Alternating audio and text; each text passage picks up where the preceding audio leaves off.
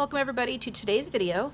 We are going to talk about 5 breastfeeding pumping tips that help with pumping sessions that just make them more successful to get the most out of that pumping session. Typically for one side it takes about 20 minutes if you're doing single pumping, like you're just doing one side at a time. So it can take up to 40 minutes or 45 minutes when you're pumping if you're doing like a single type. But if you're doing a double, then that, especially a double electric, then that can increase or decrease your time so that it only takes about 20 to 30 minutes to get a full good pumping. You can do as little as 15 minutes, but then with the cleaning and the prep and all that kind of stuff, it can take about 20 minutes. So that's why I say between 20 to 30 minutes. I'm going to be using the breastfeeding answer book. This is what we use not only in our own training as breastfeeding specialists or lactation counselors, but also when we are helping mothers. So if you would come to me with a certain concern, this is the book that I would turn to if I didn't know the answer. But I like to refer to things and kind of have them in an order so that, you know, I'm giving you the most accurate information and I'm giving it in the right order or the right form. So we are going to talk about 5 things, and these 5 things are actually related to our senses. So we're going to talk about sight, hearing, touch, taste, and smell.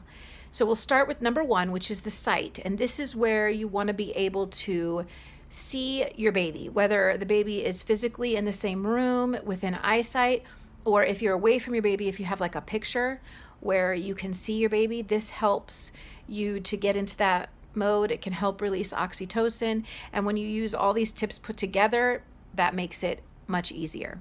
Number 2 is hearing. So you want to be able to hear your baby, the sounds that your baby makes, whether it's through crying, talking, cooing, whatever it is, if you can hear your baby. So even making a little video of your baby would be perfect, because you would be getting both the seeing, the sight, plus the hearing in one thing instead of having like a picture plus sound.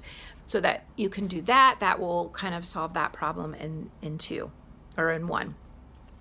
So probably the most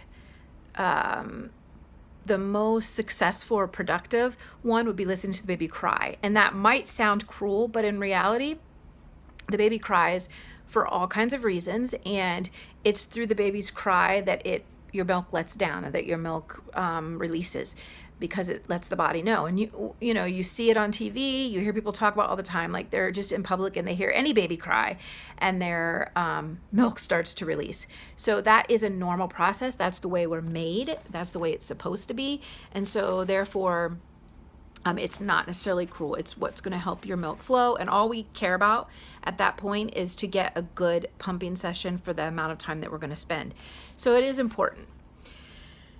Number 3 is touch. And under touch, there's like 6 bullet points. So I'm just going to go through them. With touch, you want to use warmth, massage, and breathing exercises.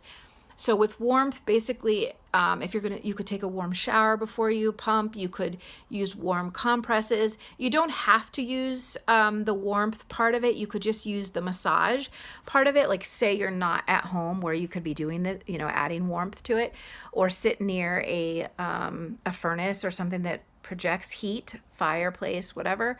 If you're not near something that's warm, then you could just use the massage part of it. So hand expression is really good, but also you can be massaging the breast. You can gently rub or roll the nipples, and then you can also, you want to be relaxed. So you can use the breathing exercises that they taught you in birth class for relaxation.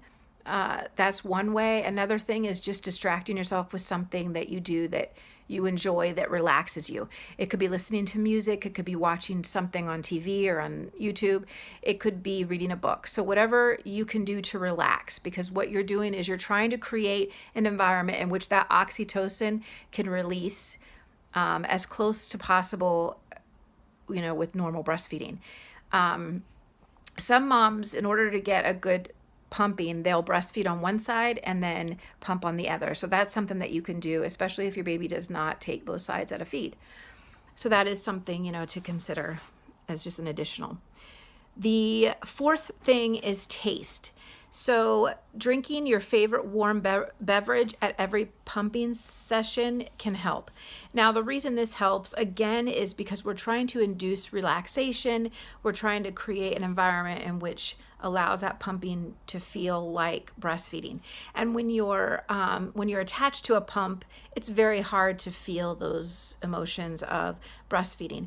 So doing some of these things can just help relax you and help you get into that same mindset you would if you were breastfeeding. And of course, it's not going to be exactly the same, but as close to it as possible. The fifth thing, the last thing, is smell. So inhaling the scent of the baby from his blanket or clothing. So if you have something, maybe it's the lotion or whatever whatever would remind you of the smell of your baby, if you can have that available, again, like a lotion or something in that manner where you could smell it. And this just kind of you're kind of tricking your body into saying, hey, we are breastfeeding, when in reality, we're not really. So in this video, I said we're going to talk about 5 breastfeeding tips. So basically it is the factors that help with pumping and making it easier.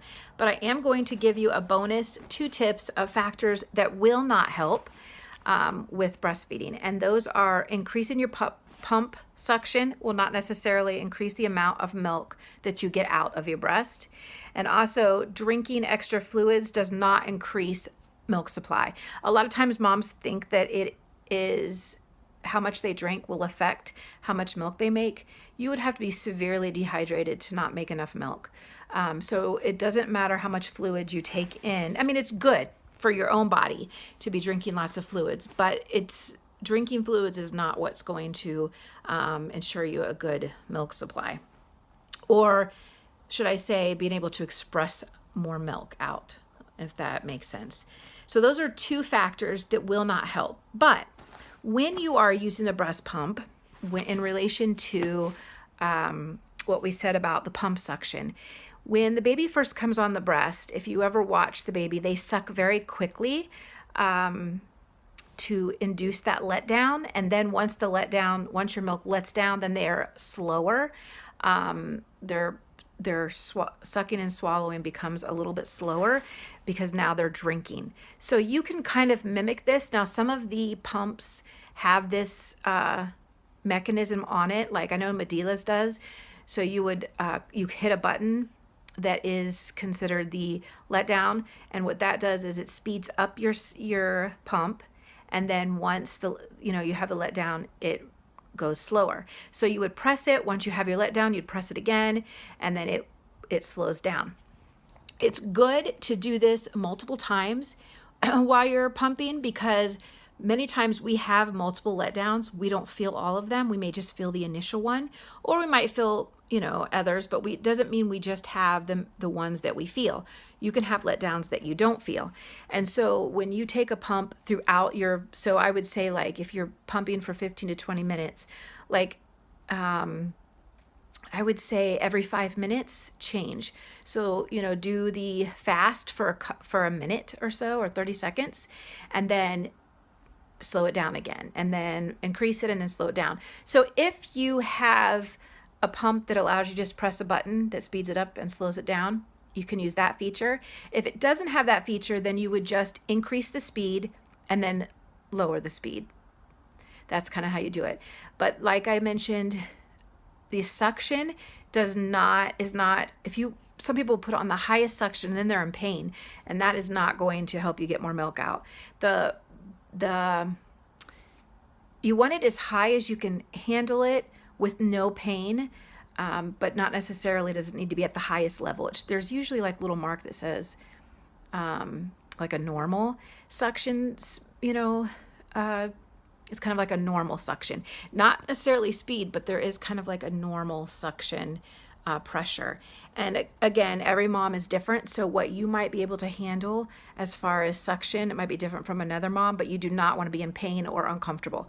Just high enough where you're comfortable, but no pain. And this will ensure that you don't have any issue where you're tensing up and you're anxious and then the milk doesn't release.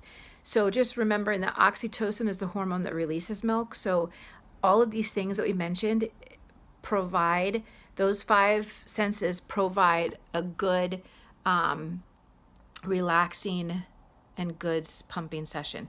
So if you can incorporate all of those things in your pumping session, you should be more successful.